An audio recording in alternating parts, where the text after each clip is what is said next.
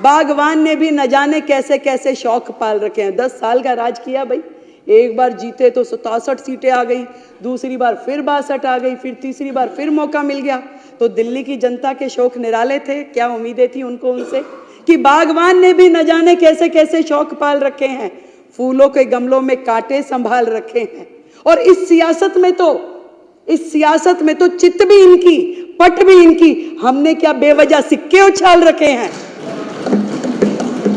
मतलब जब ये सरकार में थे तो भी यही धरने पे बैठते थे, और आज जब ये विपक्ष में हैं तो हमसे सवाल पूछते हैं कि कब करेंगे। भैया ये सरकार में थे तब भी जल मंत्री होने के बावजूद आतिशी जी धरने पे बैठ जाती थी काम करने की बजाय। माननीय मुख्यमंत्री जी जो उस समय होते थे वो तो 26 जनवरी वाले दिन जाके धरने पे बैठ गए। तो इन तो धरना पार्टी है। इन्होंने अपने कार्यकाल में केवल प्रेस कॉन्फ्रेंस, केवल बाइट देना, केवल इंस्टाग्राम ट्विटर पे पोस्टर डालना और मनगढ़ंत कहानियां बनाना, इसके अलावा किया क्या है। इनके विचार, इनकी सोच जिस कदर स्पीड में चलती है उसको तो कोई फॉलो नहीं कर सकता भाई। वो तो यमुना जी में जहर डाल देंगे, इस जन्म में तो जिता नहीं सकते, हरा नहीं सकते, ऐसी ऐसी बात करने वाले, घमंड से भरे हुए, अहंकार से भरे हुए। घमंड और अहंकार तो रावण का भी नहीं चला, तो ये क्या चीज थे। जनता ने एक बार में दिखा दिया कि जनता जब चाहती है तो सर पे भी बिठाती है, और जनता के दिल में से उतर जाओ तो वो सड़क पे भी ला देती है। तो धरने की पार्टी फिर से धरने पे जा बैठी। मैं तो कहती हूँ ये जनता का काम है, जनता ने जो किया है वो उनको समझना पड़ेगा। चैलेंजेस बहुत हैं, बहुत सारी कठिनाइयां हैं, और मैं तो इतना समझ पाई कि जो आतिशी जी बार बार कह रही थी कि कब देंगे कब देंगे, क्योंकि उन्हें पता है कि वो जो सिस्टम छोड़ के गई हैं, जो खजाने खाली करके गई है, वो भी ये सोचती है देंगे कैसे, जरा पूछे तो सही कब देंगे। परंतु मैं पूरे विपक्ष को ये बताना चाहती हूं कि आज आप जिस भी परिस्थिति में दिल्ली को छोड़ के गए हैं, दिल्ली के लिए जो काम हमें करने हैं, दिल्ली को नरेंद्र मोदी जी का जो स्वप्न है, जो विजन है दिल्ली के लिए, विकसित दिल्ली का, उसको पूरा करने के लिए हमें जो भी करना पड़ेगा इस दिल्ली के लिए हम करेंगे।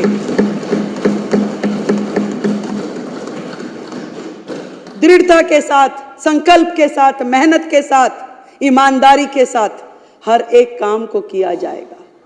आप लोगों के जैसे नहीं, क्योंकि आपको वादे तो करने आते हैं, निभाने नहीं आते थे। आपको दिल्ली की जनता का दर्द का प्रचार करना तो आता था, परंतु उसके लिए काम करना नहीं आता था। आज हम दिल्ली की जनता का जो दिल का दर्द है उसका एहसास भी हमें है, और उसका उपचार भी हम करेंगे, ये मैं आज आपको बताना चाहती हूँ। जो चीजें, जो काम मैंने देखा अपने पूरे कार्यकाल में, पिछली सरकार ने अपनी बुद्धि का इस्तेमाल केवल जनता को बेवकूफ बनाने के लिए किया। बेवकूफ बनाती रही, कहती रही, वर्गलाती रही, और जब जब काम नहीं हुआ तो गलियाती रही। कभी राज्यपाल जी का नाम लेके, कभी प्रधानमंत्री जी का नाम लेके।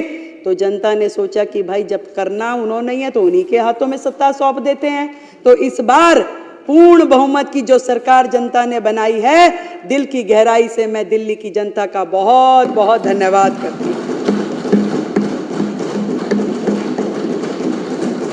और कहना चाहूंगी जितने काम दिल्ली में करने वाले हैं, देखिए केजरीवाल साहब ने अपना बंगला, अपना शीश महल तो बना लिया, पर ये नहीं सोचा कि लाखों लोग जो झुग्गियों में रहते हैं, जो सड़कों में रहते हैं, जिनके सर पे छत नहीं है, उनके लिए क्या करना है। उनके लिए, उनको छत मिले, उन्हें घर मिले, उसके लिए उन्होंने कोई काम नहीं किया। वो केजरीवाल साहब जो अपने घर का टॉयलेट बनाने के लिए करोड़ों रुपए खर्च देते हैं, दिल्ली के झुग्गीवासी किन शौचालयों का उपयोग कर रहे हैं। आज दिल्ली देश की राजधानी है, फिर भी दिल्ली में सबसे ज्यादा ओपन डेफिकेशन है। ये शर्मनाक हरकत, ये शर्मनाक काम का जिम्मेदार वो सरकार है जिसका राज पिछले इतने साल रहा। एक भी काम वो बताए कि उन्होंने अपने कार्यकाल में शुरू किया और उसे खत्म किया। बची कुची रोटियां, बचे कुचे टुकड़े जो शीला दीक्षित जी के समय के थे, उन्होंने केवल उसी का प्रचार प्रसार किया कि हमने ये कर दिया, हमने वो कर दिया। झूठा फ्रॉड शिक्षा का मॉडल, जिसमें बेचारे बच्चे फेल होते रहे, ड्रॉप आउट होते रहे, परंतु उनका भविष्य अधर में लटका रहा और ये अपना प्रोपोगेंडा करते रहे, हमारा शिक्षा का मॉडल। दिल्ली की जनता से पूछो जाके कौन सा शिक्षा मॉडल की बात कर रहे हैं। अभी आशीष भाई ने बताया कि कितने ज्यादा ये लोग केवल अपना सर्वस्व, मैं। केजरीवाल जी ने दिल्ली की जनता के बने हुए उन मकानों में उनको जाने नहीं दिया, उन झुग्गी वासियों को, क्योंकि वो मुख्यमंत्री आवास योजना के नाम से घोषित नहीं हुए। पैसा सरकार देगी, केंद्र की सरकार, नाम तुम्हारा देंगे भाई। ऐसा कहां होता है? तुम लगाते, तुम करते, तुम उसमें अपना नाम लिखते। तुमने तो छोटी छोटी चीजों पे, यानी कि सदन में व्हाइट वॉश हुई, उसका भी पत्थर माननीय मुख्यमंत्री जी ने यहां लगा करके छोड़ा हुआ है। तुम तो नाम के इतने भूखे हो। तुमने दिल्ली की जनता को आयुष्मान योजना से महरूम रखा क्योंकि तुम्हारा नाम उसमें नहीं था, उसमें प्रधानमंत्री आयुष्मान योजना था, इसलिए दिल्ली की जनता को तुमने वो मिलने नहीं दिया। पूरे देश की जनता को आयुष्मान का लाभ मिला, पर दिल्ली की जनता उससे महरूम रही, सिर्फ और सिर्फ तुम्हारे अहम के कारण। आज दिल्ली की जनता बाट जो रही है कि कैसे दिल्ली आगे बढ़ेगी, दिल्ली में वो काम होंगे। मैंने बहुत सारे अधिकारियों से मेरी बात हुई, मतलब वो सरकार जो अपने ही अधिकारों को मारती पीटती थी, गाली गलौज करती थी, कैसे काम होते उस सरकार में? अपने ही चीफ सेक्रेटरी को घर में बंद करके पीटना, ये तो माननीय मुख्यमंत्री जी ही कर सकते थे। ऐसे लोग जो इस राज्य से कर वसूल करके दूसरे राज्यों में चुनाव में जाके खर्च करते थे, केवल एजेंडा था कलेक्शन हो जाए और उसके बाद खर्च कहाँ करना है वो कोई नहीं जानता था। मुझे जब मैंने ये सीएजी का रिपोर्ट प्रस्तुत किया तो रिपोर्टर्स ने पूछा कि 14 की 14 रिपोर्टें एक बार में क्यों नहीं प्रस्तुत करती हैं मुख्यमंत्री जी? मैंने कहा भाई एक कितनी भारी है, एक बार में करूंगी तो हमारे विधायकगण अपने घर रिपोर्ट लेके भी नहीं जा पाएंगे। इतनी भारी भारी रिपोर्टें, एक रिपोर्ट जिसका वजन पता नहीं, हो सकता है ये 3-4 किलो तो लग ही रहा है मुझे। तो इतने पेपर पढ़ना, उनको समझना, तो एक एक करके निकाल रहे हैं तो उनकी सांसें ऊपर नीचे हो रही है और उनकी इतनी हिम्मत नहीं है कि वो सदन में आके सामने बैठ सकें, उसे सुन सकें। उन्हें बहाना चाहिए था, तस्वीर नहीं लगी। मैं उनसे पूछना चाहती हूं, जो सरकार का एडमिनिस्ट्रेटिव हेड है, जो देश की राष्ट्रपति, क्या उनकी फोटो नहीं लगनी चाहिए? आज जिनके माननीय हमारे शहीद भगत सिंह, हमारे बाबा साहब, हम सब के पुरोधा हैं। हमने उनको सम्मानजनक, हमारे दिल में सम्मान है। जितना काम इस दिशा में कि बाबा साहब के सम्मान में देश भर में होना चाहिए, वो नरेंद्र मोदी सरकार ने किया है। आज तक किसी सरकार ने, ना किसी नेता ने इस सम्मान को उन्हें दिया जितना सम्मान मोदी सरकार ने बाबा साहब के चरणों में अर्पित किया है। वो लोग बातें करते हैं, फोटो नहीं लगाई, केवल मात्र बहाना कि मुझे तो लड़के जाना है, किस तरीके से मुझे यहां से बाहर निकले, क्योंकि वो सुन नहीं सकते थे जो बातें इस रिपोर्ट में लिखी हुई है, जो बातें एक एक विधायक यहां बोलेगा, उनकी हिम्मत नहीं थी वो सुनने की, इसलिए वो दौड़ गए कि भाग जाओ भैया, जो मर्जी बोले यहां पे, हम तो बचें। उनको काम क्या है? उनका काम है इस सदन में बैठे अपने चिंगू मिंगू के माध्यम से वीडियोस बनवाएं, उस वीडियो को प्रचारित करे, प्रसारित करे। एक वीडियो रिलीज हुआ प्रवेश जी, एक बुक्के था, अब बुक्के दे रहे थे, वो कह रहे जी एक बुक्के से मुख्यमंत्री जी ने कईयों को निपटा दिया। भाई मैं तो बनियों की लड़की हूं, मैं तो फजूल खर्ची कर नहीं सकती।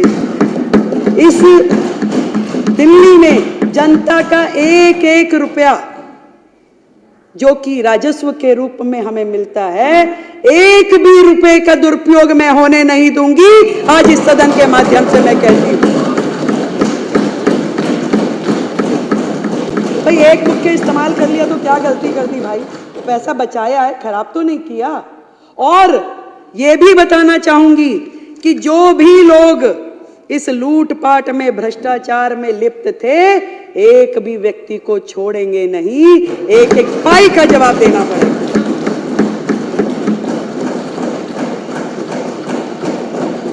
चुनाव के दौरान बहुत सारे पोस्टर लगे, स्टिकर लगे, भाई हो तो ऐसा, भाई हो तो ऐसा, डैश डैश डैश।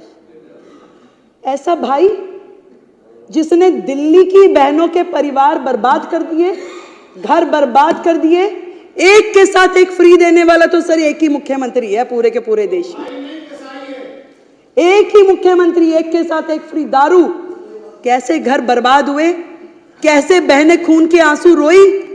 ये केजरीवाल साहब जो उन्होंने किया वो इतिहास में लिखा गया। जो घर बर्बाद हुए, जब उस बहन का पति उससे लड़ता था तो वो 100 गालियां देती थी केजरीवाल को, और वही बद्दुआएं लगी है कि केजरीवाल जी की पूरी टीम सिमट के, जितने धुरंधर थे, जितने मुखिया थे, सब घर जाकर के दुबक्के बैठ गए।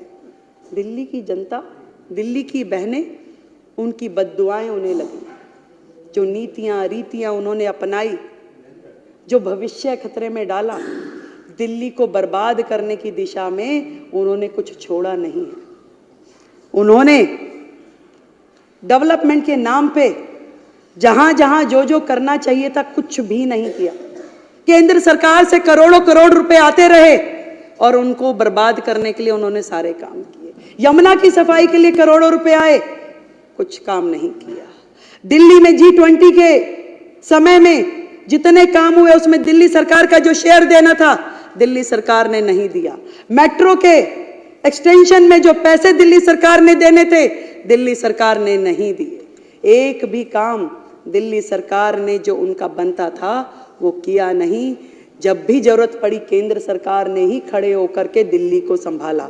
कोविड के समय में भी ना तो केजरीवाल घर से बाहर निकले, ना ही उनके जितने विधायक थे घर से बाहर निकले। एक भी विधायक ने समेत उनके मंत्रिमंडल के किसी दिल्ली की जनता की कोई मदद नहीं करी अध्यक्ष जी।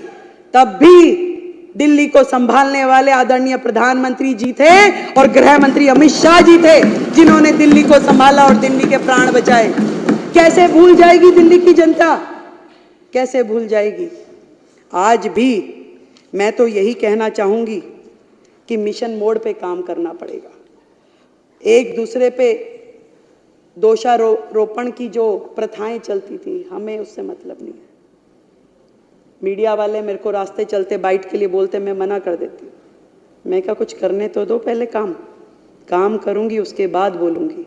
और कोई बहाना नहीं, कोई किसी के ऊपर दोषारोपण नहीं, कोई मर्यादित व्यवहार नहीं, केवल और केवल काम।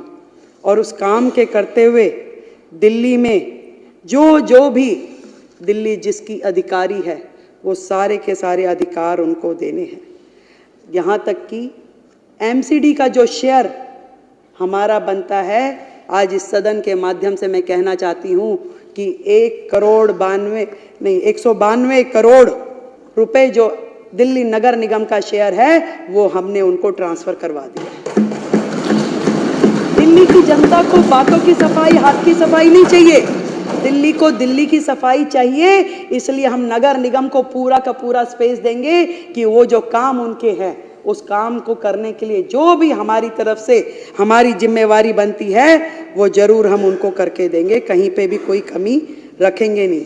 और यहाँ तक कि पहले भी केंद्र सरकार ने पूरी मदद दिल्ली नगर निगम की भी की और दिल्ली सरकार की भी की।